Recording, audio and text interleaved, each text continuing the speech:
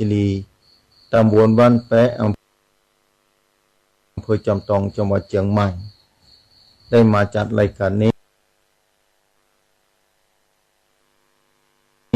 ทุกวันอาทิตย์เวลาภาคเจ้าถึง7 โมง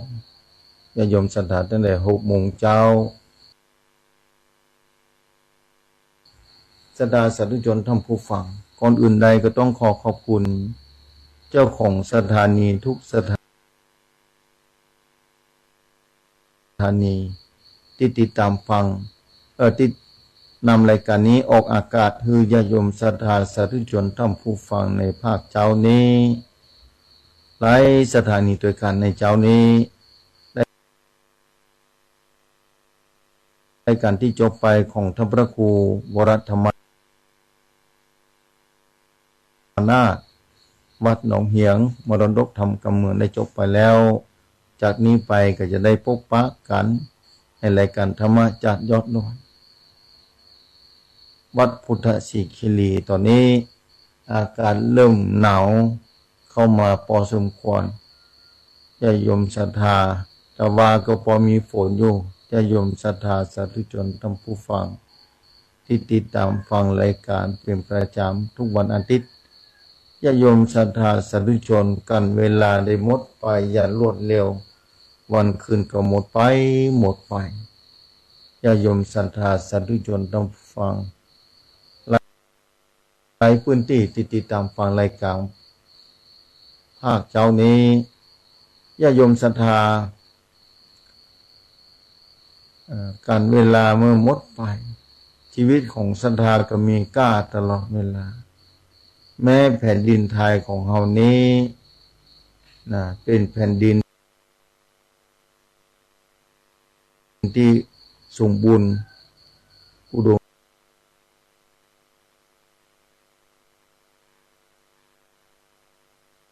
สมบูรณ์ด้วยคุณธรรมด้วยศีลด้วยธรรมวัฒนธรรมแม้ข่าวคราวต่างๆจะเกิดขึ้นจะได้ก็ตามแต่เป็นแผ่นดินพระพุทธศาสนาศรัทธาสาธุชนท่านผู้ฟังแล้วตอนนี้เป็นเทศกาลทอดกฐินหลายพื้นที่หลายวัดหลายวาคณะศรัทธาหลายที่ศรัทธาสาธุชนผู้ใจบุญทั้งหลายปากันร่วมทำบุญทอดกฐินพื้นที่ที่ปากันทอดกฐินที่วัดที่วาต่างๆญาติโยมศรัทธาเนี่ยเป็นประเทศที่พรั่งพร้อมไปด้วยคุณธรรมศีลธรรมภายในจิตใจผู้คนยังหลงเหลืออยู่นักกว่าหลายประเทศญาติโยมบางประเทศตอนนี้ท่านผู้ฟังทั้งหลายบอกว่าตอนนี้ทางวิทยุได้ถ่ายทอดขึ้นมันมาเป็นกรรมอาจจะหลุดไปเป็นกรรมต้องขออภัยเถอะเนอะจะได้ขอเจริญพรญาติโยมศรัทธาที่ติดตามพอมาทาง Facebook ไลฟ์ก็พิมพ์เข้ามาถ้าขอคือพิมพ์เข้ามาบอกตัวว่าละที่นั้นเป็นจะได้พ่องเนี่ยออกชัดเจนอยู่ถ้าชัดเจนดีแล้วคือพิมพ์เข้ามาคอมเมนต์เข้ามาที่ Facebook วัดพุทธศิคิรีเนาะศรัทธาจะได้รู้ว่าคลื่นมันยังชัดเจนดีอยู่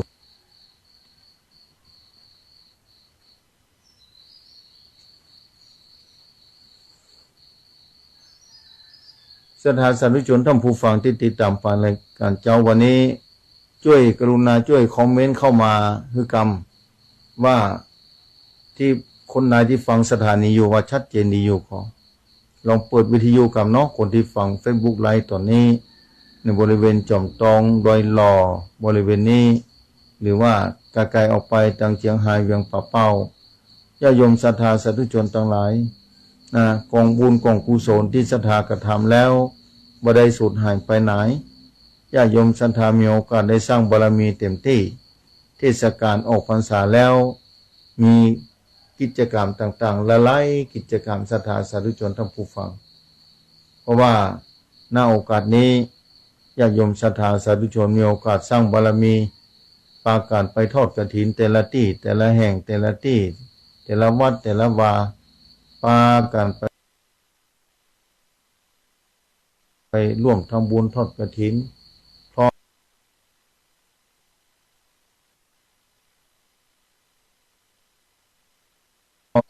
ทุกคนเจอปัญหาฟิกมาได้ละอินเทอร์เน็ตมีปัญหาเพราะฉะนั้นญาติโยมศรัทธาสาธุชนท่านผู้ฟังที่ติดตามฟังรายการเมตตาคอมเมนต์เข้ามาว่าชัดเจนดีอยู่เนาะศรัทธาสาธุชนท่านผู้ฟังทุกท่านที่ติดตามฟังรายการภาคเจ้าญาติโยมศรัทธาสถานการณ์ความเปลี่ยนแปลงต่างๆในโลกนี้มีการเปลี่ยนแปลงตลอดเวลาแม้บอกว่าจิตใจของผู้คนก็ดีนะธรรมชาติก็ดีเปลี่ยนแปลงตลอดเวลาจะได้ก็ตามความเปลี่ยนแปลงตลอดเวลาเอาสันดาโดนเลยจะรับสายกั้มหนึ่งนะฮัลโหลขึ้นชัดเจนดีกว่าครับครับเจ้าพอดีอินเทอร์เน็ตมันอันนี้โยมเนอะต้องขอคุณที่โทรรายงานมาเดี๋ยวจะปรับอินเทอร์เน็ตก่อนเนอะเ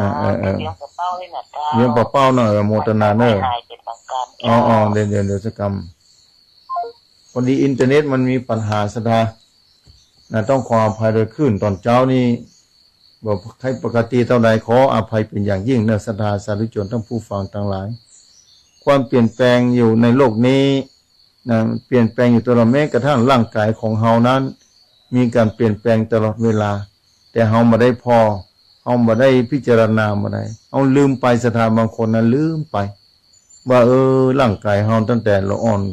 ขึ้นมาจนถึงใหญ่เนี่ยกี่ปีก็แล้วแต่นี่คือความเปลี่ยนแปลงของร่างกายโดยธรรมชาติด้วยแล้วบ่ต้องอู้ถึงศรัทธาเปลี่ยนแปลงอยู่ทุกพื้นที่ยิ่งผู้คนเกิดในโลกนี้ถ้าเกิดในสถานที่บ่ถูกบ่ต้องบ่ควรน่าสงสารน่าหันใจเท่าใดแค่ไหนหลายประเทศตอนนี้สับสนวุ่นวายตลอดเวลาสับสนวุ่นวายบ่ต้องอู้ถึงเวลาจะไปทำบุญบ่ต้องไปทำการจะกินจะอยู่อย่างไรความตายรออยู่เบื้องหน้าความตายนี่ไล่ต้อนตลอดเวลาความตายนี่ถ้าผู้คนตอนนี้ล้มละเนระนาดเลือนหายจากโลกนี้ไปแต่ละวันนี่บ่ใจน้อยเนอะศรัทธาตายไปนักศรัทธาสาธุชนทั้งผู้ฟังทั้งหลายวันหนึ่งนี่ตายบ่ใจน้อยศรัทธาสาธุชนทั้งผู้ฟังทั้งหลายเพราะฉะนั้นญาติโยมศรัทธาสาธุชนทั้งผู้ฟังทุกท่านติดตามฟังรายการธรรมะภาคเจ้าศรัทธาสาธุชนทั้งหลายญาติโยมศรัทธาลองพิจารณาพอคนเกิดน้อยวันนั้นได้ทราบข่าวจากธรรมครูรูปหนึ่งถามว่าโรงเรียนมีโรงเรียนหนึ่งที่เคยมีนักเรียนถึง300-400ตอนนี้เหลือ100ฝ่ายยิ่งหูข่าวว่าต่างประเทศเพื่อนลบลาฆ่าฟันกันตายถึงวัดจะดาสาธุชนบ่ใช่ตายด้วยโลคาพยาธิบ่ใช่ตายด้วยอดอายุขายบ่ใช่ตายด้วยจากการมนุษย์ที่บ่มีศีลบ่มีธรรมตายด้วยจากการมนุษย์ที่ผิดศีลผิดธรรมตายจากการบ่มีเมตตากรุณาต่อกันศรัทธาสาธุชนทั้งผู้ฟังลองคิดพอแล้วโลกจะอยู่ได้อย่างไรความวุ่นวายย่อมเกิดขึ้นแต่ประเทศเฮาตอนนี้มันก็สามารถอยู่ได้สามารถดำเนินไปได้สามารถสร้างบารมีได้อยู่ด้วยกันทำบุญสุนทานไปวัดไปวาไปวัดไปวาญาติโยมศรัทธาไปทำบุญสุนทานแต่ละที่แต่ละแห่งสาธุชนทั้งผู้ฟังทั้งหลายชีวิตเป็นของน้อยทุกชราและความตายลุกหลานอยู่บางคนก็ต้องจากโลกนี้ไปโดยบ่ถึงอายุขัยเตื้อกันนะยิ่งต่างประเทศลบลาฆ่าฟันกันตรงนี้ก็ต้องไปถามแหละว่า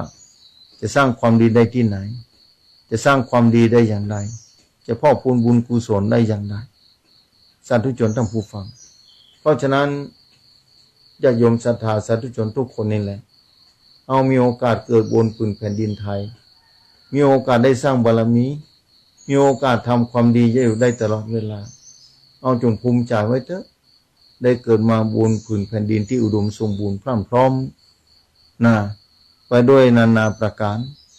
หลายประเทศที่เพิ่นลำบากตอนนี้อยากจะฝากบอกญาติโยมศรัทธาเพราะฉะนั้นนำปลาลูกเต้าหลานเหลนคือไปในทางที่ดีแต่น่าเสียดายตอนนี้เราเล็ดเราอ่อนที่เกิดมาตอนนี้ในพระ เกิดมาน้อยศรัทธาเกิดมาน้อยลงไปน้อยลงไปโรงเรียนแต่ละที่ก็ลดลงไปเพราะฉะนั้นเป็นยุคผู้สูงวัยเมื่อยุคผู้สูงวัยสาธุชนท่านผู้ฟังนะผู้สูงวัยนี่แหละที่จะต้องเตรียมตัวให้พร้อมที่จะต้องทำใจให้ได้ที่จะต้องเตรียมตัวเตรียมใจนะคือกับวันผูกวันฮือหรืออาทิตย์หน้าอาทิตย์ไหนเดือนหน้าเดือนไหนปีหน้าปีไหนปีใดก็ตามที่เวลาเราจะหมดลงจากโลกนี้ไปฉะนั้นแล้วสาธุชนท่านผู้ฟังเมื่อเวลาจะหมดไปนี่แหละจะต้องมานึกถึงนะว่าเมื่อจากโลกนี้ไปแล้วชีวิตเราจะมีอยู่ก่อนชีวิตในโลกนี้หมดไปชีวิตในโลกหน้าเนี่ยเราเตรียมตัวหรือยังว่าจะไปที่ไหนจะไปทางใดจะไปที่ไหนจะไปทางใดสักทางน้อยคนนักบางทีลืมนึกขึ้นไปนึกไปว่าโลกหน้านี่มันมีจริงก่อแบบนี้นี่ยังสงสัยอยู่กลุ่มนี้เป็นกลุ่มที่น่าหันใจแต่สำหรับเจ้าพุทธเฮาทั่วโลกและศรัทธาต่อพระรัตนตรัยอย่างเต็มที่นั้นคนที่เชื่อสนิทเลยว่าโลกหน้ามีจริงคนเหล่านี้จะพยายามทำความดีเต็มที่นะจะสร้างบุญกุศลอย่างเต็มที่เท่าที่จะทำได้เพราะบุญนี่ไม่ใช่ทำยากอย่างที่คิดบุญเป็นสิ่งที่ทำง่ายด้วยการทำความดีด้วยการคิดในสิ่งที่ดีศรัทธาสาธุชนท่านผู้ฟังแต่กลุ่มที่ยังสงสัยว่าพบหน้าจะมีก่อจะมีจริงหรือจากก่อนจะมีแต่กับกลุ่มนี้ผู้คนที่เกิดมามีความคิดอยู่ในลักษณะแบบนี้เป็นผู้ที่น่าหันใจเพราะว่ายังลังเลสงสัยว่าสามารถจะตัดสินใจปัญญายังมาถึงว่าความเชื่อที่จะเกิดขึ้นภายในจิตใจบ่ฮื้อตัวเก่าประมาทนั้นยังอยู่ห่างไกลอยู่ศรัทธาคนที่เชื่ออย่างสนิทแล้วเป็นผู้ที่มีบุญมีวาสนานะมีบุญมีวาสนาอย่างยิ่งว่าจะเตรียมตัวเตรียมใจของตัวเก่าเพื่อทำแต่ความดีเพราะว่าความดีทั้งวันนะเป็นใบเบิกทางเพื่อดวงจิตของเฮานั้นไปสู่ภพภูมิที่ดีที่งามต่อไปทั้งหน้าทุกคนก็ปฏิเสธบ่ได้ว่าจะต้องเกิดอยู่หรือว่าจะบ่เกิดแล้วปฏิเสธบ่ได้ทุกคนจะต้องเกิดอยู่แน่นอนตามใดเฮาจะมีกิเลสลบเล้าจิตใจของเฮาออกมาสู่ในการกระทำออกมาสู่ทางรูปธรรมนามธรรมนี่มันเป็นจิตใจความคิดความอ่านศรัทธาออกมาสู่รูปธรรมกับวาจาเป็นคำอู้การกระทำคือตั้งกายอันนี้ศรัทธาสาธุชนตราบใดยังมีชีวิตอยู่นี้แต่นั่นแหละคำอู้คำจาคือวาจากายคือร่างกายนี่กายวาจานี่เป็นเครื่องหมายของความดีและความชั่วเป็นจุดที่จะสังเกตได้ฉะนั้นญาติโยมศรัทธาสาธุชนท่านผู้ฟังเราจะทำดีทำบ่ดีนั้นอยู่ที่สองที่นี่แหละกายกับวาจา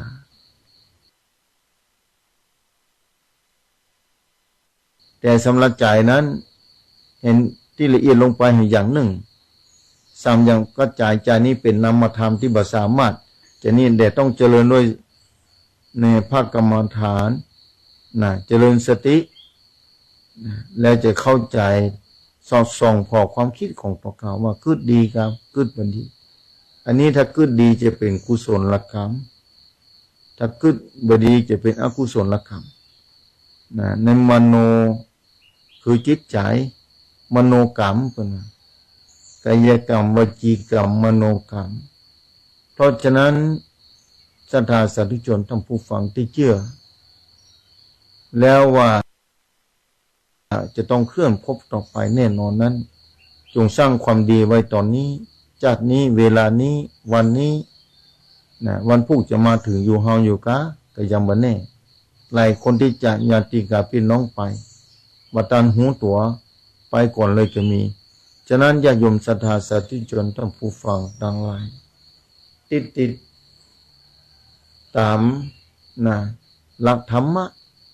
ฟังตลอดก็ดีค้นคว้าทางหนังสือก็ดีทางโลกโซเชียลก็ดีเพื่อนำมาประพฤติปฏิบัตินะกับตนกับตัวไว้จะได้บ่เสียเวลาแม้เราจะต้องดูแลร่างกายจิตใจของเรานี้ให้ดำเนินต่อไป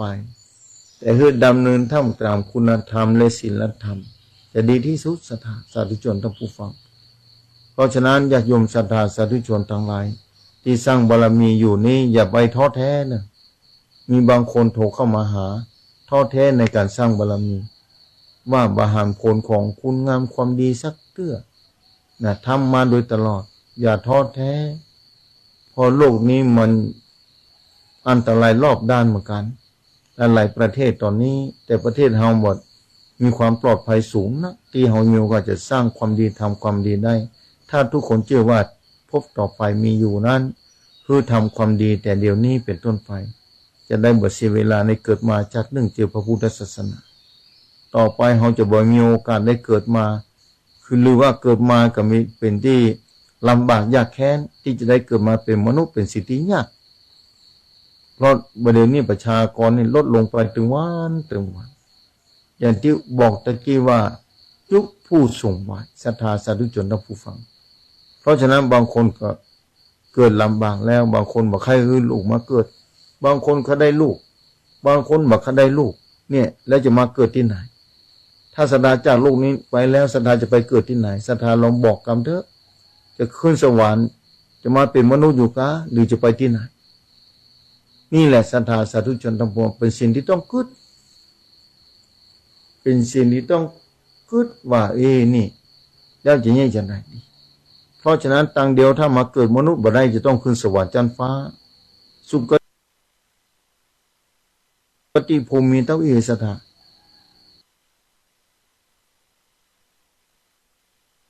ชั้นฟ้าไอ้ที่ดีขึ้นมาแท้ก็ของเข้านิพพานยังมาได้ทึนิพพานนี่เป็นสิ่งที่หมดจากกิเลสตัณหาหมดแล้วข้ามวัฏสงสารได้แล้วนะเอาก็มาอู้ถึงตอนนี้แต่ตั้งจุดมุ่งหมายไว้สูงสุดแต่ระหว่างตั้งนี้เรากำลังบ่ท้อถอยมีความเปลี่ยนดำรงชีวิตประจำวันของศรัทธาแต่ละคนแต่ละท่านนี่นะ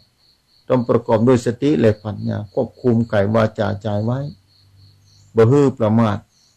บ่ฮื้อกระทำไปในสิ่งที่บดีเพื่อป้องกันในการพบต่อไปจัดต่อไปจะได้ไปเกิดในสถานที่ที่บดีศรัทธาสาธุชนลองคิดว่าถ้าเกิดมาเป็นมนุษย์แถมถ้าไปเกิดในสถานที่ประเทศที่บ่อุดมสมบูรณ์ล่ะศรัทธาประเทศรอบข้างบ้านประเทศไทยเฮานี่แหละเพิ่นลำบากนะมาทำงานในประเทศไทยแต่ประเทศไทยต้องเดินทางไปทำงานต่างประเทศก็มีตอนนี้ติดอยู่ที่อิสราเอลก็นักก็สามารถจะพลิกมาได้เตื้อเพิ่นลบลาฆ่าฟันกันตอนนี้ตายไปกับหลายคนแล้วประเทศไทยเฮานี่เพราะต้องไปทำงานต้องต่อสู้เนี่ยเพื่อได้มาซึ่งเงินทองมาจุนเจือวิถีชีวิตเพื่อจะดำเนินไปได้ด้วยความสะดวกสบายขึ้นมา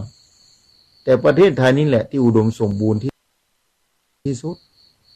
บ่ก้านบ่ยากพอเป็นคนขยันหมั่นเพียร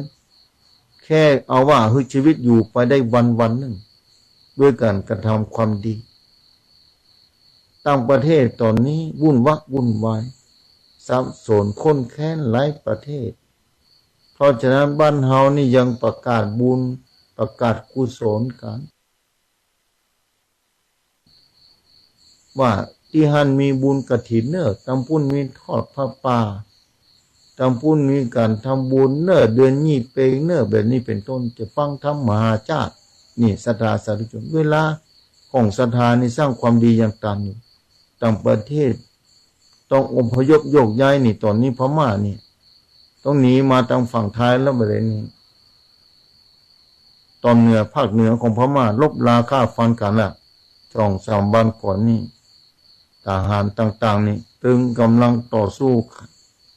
เนี่ยภัยจากมนุษย์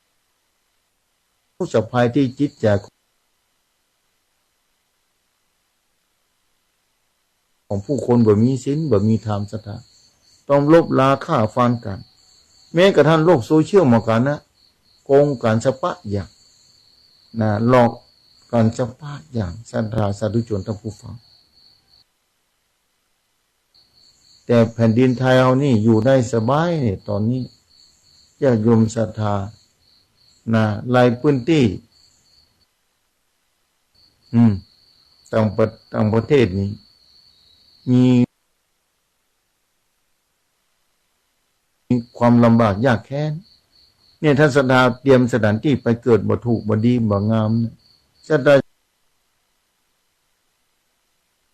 จะไปเกิดที่ไหนขอถามศรัทธาเถอะนะชาติต่อไปศรัทธาให้ไปเกิดที่ไหนจะต้องไปเกิดศรัทธาเมื่อเอาเข้านิพพานบ่ได้ที่จะไปเกิดที่ไหนไปเกิดทางใดพร้อมหรือยังที่ศรัทธาเตรียมตัวที่จะไปเกิดและศรัทธาจะปฏิเสธได้หรือว่าจะบ่ตายจะบ่แก่และบ่ตายใครพ้องปฏิเสธได้ในโลกนี้ถึงจะปฏิเสธจะได้ก็ตามแต่ก็หนีบ่พ้นอยู่ดีเมื่อเฮาหนีบ่พ้นเมื่อปฏิเสธบ่ได้แล้วเตรียมตัวไว้หรือยังและการเตรียมตัวของเฮาเนี่ยถูกต้องหรือยังชัดเจนหรือยังเนี่ยศรัทธาสาธุชนท่านผู้ฟังหลายคนมันเที่ยวประมาทอยู่เวลาก็หมดไปถึงวันถ้าบ่ได้สร้างคุณงามความดีแค่ไหว้พระสวดมนต์แค่ทำบุญสูญตันเล็กๆน้อยๆแค่นึกสาธุชนท่านผู้ฟังบ่ต้องลงทุนในอย่างสักอย่างเมื่อเราบ่ต้องลงทุนสักอย่างแค่ลมหายใจเนี่ยเป็นเครื่องหมายของชีวิตที่มีอยู่ศรัทธาลองพอถึงว่าวันนี้ลมหายใจมีอยู่อย่างเจ้าวันนี้เป็นต้นในวันที่5วันนี้ลมหายใจมีอยู่นะบางคนวางแผนไว้แต่ว่าวันศุกร์ละวันนี้วันติดเนี่ยจะไปที่ไหนพ่องบางคนเตรียมตัวไปทอดกฐินที่วัดหันวัดนี้หลายวัดครูบาอาจารย์แต่ละที่จำได้พ่องจำบ่ได้พ่องความจำบ่เที่ยงสัญญาบ่แน่นอนมันอนิจจังชีวิตก็อนิจจังเหมือนกันศรัทธาชีวิตนี้บ่เที่ยงน้อยเดียวศรัทธากรรมเดียวหมดไปแล้วแต่จะไปเกิดที่ไหนศรัทธาสามารถที่จะไปเกิดที่ไหนศรัทธาสามารถที่จะ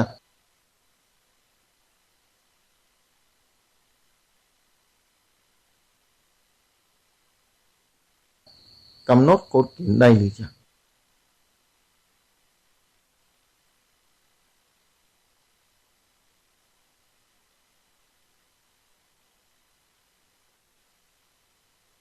กำหนดกฎเกณฑ์ได้ก็เตรียมไว้ตั้งจิตใจไว้ให้นึกถึงแต่ความดีที่ตัวเราได้ทำไว้ชีวิตดวงสุดท้ายมีความจำเป็นมีความสำคัญอย่างยิ่งลมหายใจสุดท้ายมีค่ามีความจำเป็นอย่างยิ่งกว่าอย่างอื่นใดศรัทธาเข้ามาได้แล้วนะญาติโยมศรัทธาสาธุชนท่านผู้ฟังอินเทอร์เน็ตมีปัญหาเป็นกรรมต้องขออภัยเถอะเนอะนะอินเทอร์เน็ตมีปัญหาที่จริงก็เดือนละ600ป่ายก่อนเตรียมไว้นะเดือนละ600ป่ายก็ยังกระตุกกระติกอยู่บ่ฮู้ยังจะได้นะพยายามเต็มที่เหมือนกันศรัทธานะพยายามที่จะมาออกอากาศพบปะญาติโยมศรัทธาสาธุชนชีวิตมีความหมายลมหายใจสุดท้ายนี่เป็นลมหายใจที่ประเมินค่าบ่ได้เพราะลมหายใจสุดท้ายนี่จะนำพาชีวิตดวงจิตของญาติโยมศรัทธาเคลื่อนจากการเป็นมนุษย์ไปสู่จุดศรัทธาสาธุชนท่านผู้ฟังเมื่อลมหายใจสุดท้ายมีความสำคัญขนาดนั้นเพราะฉะนั้นศรัทธาจงระว่ากำหนดกฎเกณฑ์ให้ได้ว่าลมหายใจสุดท้ายเอาบอกว่ามันลมหายใจสุดท้ายจะอยู่วันทุกคนบ่สามารถจะฮู้ได้เมื่อทุกคนบ่สามารถจะฮู้ได้ว่าลมหายใจสุดท้ายจะมาถึงเฮาเมื่อใดเราก็ต้องเตรียมตัวไว้ละเพราะลมหายใจสุดท้าย นี่แหละเป็นจุดหมายที่จะต้องเคลื่อนจากการเป็นมนุษย์ไปสู่ภพภูมิอื่นเคลื่อนจากการเป็นมนุษย์ไปสู่ภพภูมิอื่นนั้นมีความจำเป็นสำคัญอย่างยิ่งเอาเตรียมตัวไว้อยากถึงวันนี้ประเทศไทยเอานี้ช่วงระยะเวลานี้เป็นเทศกาลทอดกฐินนะทอดกฐินนี่จำกัดโดยเวลาและจำกัดโดยบุคคลเป็นกาลทานการรับเวลาภายใน1 เดือนเท่านั้นหลายคนปาการไปทำบุญแล้วเริ่มทำบุญแล้วตั้งแต่แรม1 ค่ำเป็นต้นมาละของเดือนเกียงเดือน10ใต้เดือนเกียงนะเดือน11ใต้เดือน12เดือนเกียงเหนือศรัทธาสาธุชนต้องผู้ฟังเตรียมตัวไปทำบุญกันหลายที่หลายตังละบางคนอันเนี้ยเป็นการทำเส้นทางที่จะลบหลีกอบายภูมิอบายภูมินี่ตอนนี้มี4 จุดนี่แต่ละจุดไม่ใช่น้อยๆไม่ใช่ว่าจุดเดียวหลายจุดแต่ละจุดนี่ก็กระจายกันออกไปแค่สัตว์เดรัจฉานนี่สัตว์นับจำนวนบ่ได้ว่ามีกี่ชนิดในโลกนี้กว่าจะได้มาเป็นมนุษย์บ่ต้องถามแล้วว่าคำนวณบ่ได้เบอร์สิ้นสุดว่าชีวิตของสัตว์เดรัจฉานมีเท่าไหร่อันนี้คืออบายภูมิตอนนี้คณะศรัทธาสาธุชนทั้งหลายอยู่ในเขตที่มีบุญกุศลอย่างยิ่งศรัทธาสาธุชนทั้งหลายมีบุญอย่างใดกำลังใช้ชีวิตเป็นมนุษย์อยู่แล้วอยู่ได้บ่เหมือนมาถึง100 ปีก็ต้องจากโลกนี้ไปเมื่ออยู่มาถึง100 ปีจะต้องจากโลกนี้ไปแค่ภายเมื่อกี่ปีเนี่ยเมื่อกี้10 ปีนี่บางคนท่านยังหนุ่มอยู่บางคนถ้าอายุนักแล้วเป็นวัยชราแล้วก็เหลือเมื่อกี่ปีไล่เข้ามาทิเพราะฉะนั้นดีที่สุดหรือมันนึกถึงความดีคือทำความดีลูกเต้าหลานเลนคนอื่นจะเงี้ยจะได้กระจ่างปล่อยเขาไปปล่อยเพื่อนจะตำนี้ชี้นินทาก็ปล่อยเพื่อนไปเพื่อนจะว่าจะด่ากระสุดแต่เพื่อนจะนำไปเล่าที่ไหนกระสุดแต่ของเพื่อนแต่ใจเฮานี่คืออยู่กับที่ใจเฮานี่คือนึกถึงความดีไว้คือได้ทำหน้าที่ประจำวันคือดีที่สุดเท่าที่จะเป็นไปได้อันนั้นแหละศรัทธาสาธุชนทั้งผู้ฟังเพราะว่าเวลาเหลือน้อยยิ่งคนเฒ่าคนแก่อายุนักแล้วสาธุชนทั้งหลายเฮ้ยเวลาจะไปมีอย่างใดแถมเวลาเหลือน้อยลงไปถึงวันบางคนก็ต้องภาวะพะวง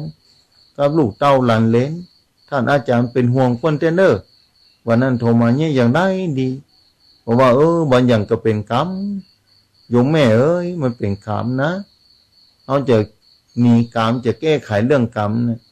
แก้มาได้แล้วเพราะกรรมมันส่งผลเสร็จแล้วพอปลูกหน่วยมะม่วงมันออกแล้วจะเป็นหน่วยมะโอไปได้อย่างไรบอกเพื่อนไปอย่างนั้นอย่าอ่านการท่านอาจารย์แบบนั้นพอเขาปลูกหน่วยมะม่วงไปแล้วเขาจะมาแก้ไขคือต้นมะม่วงต้นนี้คือกลายเป็นหน่วยมะโอมันบ่ได้แหละแต่ละคนมีกรรมของตัวเก่าที่สั่งสมมาหลายภพหลายชาติเพราะฉะนั้นธรรมของตัวเก่านี่แหละโยมแม่อายุตะใดตอนนี้ถามเพิ่นไปวันนั้นแม่นี่73แล้วท่านอาจารย์นะ73แล้วเป็นบุญอย่างยิ่งนะสัตว์ตอนนี้นี่ทางแพทย์เพิ่นก็กำหนดเฉลี่ยอายุขัยของมนุษย์แค่75 ปีเนี่ยถ้าเลย75 ปีแล้วก็อยู่ได้บุญกุศลแม่เฮ้ยบอกไปโทรมามีความทุกข์โทรมาถามเลยบอกว่าเนี่ยเป็นบุญอย่างยิ่งแล้วอย่าได้สนใจนักถ้าทำใจได้ต้องดูแลจิตใจดูแลกายตัวเก่านี่จะอยู่ได้แห่งกี่วันกี่ปีกำหนดกฎเกณฑ์บ่ได้ยิ่งอายุตัวเลขมันเพิ่มขึ้นเนี่ยเวลาเหลือน้อยลงไปถึงวันฟังเฝ้านึกก่อนนอนตื่นขึ้นมานึกถึงความดีที่ตัวเก่าได้ทำไว้มาพิจารณาร่างกายของตัวเก่านี่ว่าตอนนี้อายุ50-60 ปีแล้ว70แล้ว80แล้วเวลาผ่านไปยังเวยว่าเหลือน้อยลงไปถึงวันโน้นนี่จะไปวันไหนบ่ฮู้เพื่อนสนิทมิตรสหายกัลยาณมิตรกัลยาณธรรม ญาติกาพี่น้องก็ล่วงหายไปจากคนนั่นก็ออกข่าวมาเอาหูข่าวไปเห็นแล้วจากโลกนี้ไปแล้วงานขาวดำเกิดขึ้นฮือศรัทธาสาธุชนหันตลอดเวลานะงานขาวดำนี่เป็นเครื่องหมายอย่างนี้เป็นอุทาหรณ์อย่างชัดเจนว่าคนบ่อยู่ข้ามฟ้าบ่มีภัยอยู่ข้ามฟ้าในโลกนี้ได้เพราะฉะนั้นเมื่ออยู่ข้ามฟ้าโลกนี้บ่ได้เอาก็ต้องมีสติและปัญญาครอบคุมเตรียมตัวเก้าของตัวเก้านี่แหละว่าจะทำจังไรดียิ่งอายุน้อยลงไปเหลือน้อยลงไปเวลาก็ไล่ต้อนเฮาไปติ๊กๆความชราไล่ต้อนไปสู่ความตายติ๊กๆเมื่อเป็นแบบนี้อย่าได้ประมาทอย่าได้ลาสาจงตั้งจิตใจนะสติดึงเข้ามาให้ได้กำหนดอย่ามันเถอะโลกมันจะเป็นจะได้ภัยจะเป็นจะได้ก็สุดแท้แต่เมื่อเวลาเหลืออยู่นี่จะพยายามทำความดีพยายามนึกถึงความดีสร้างบุญกุศลไว้ให้แน่น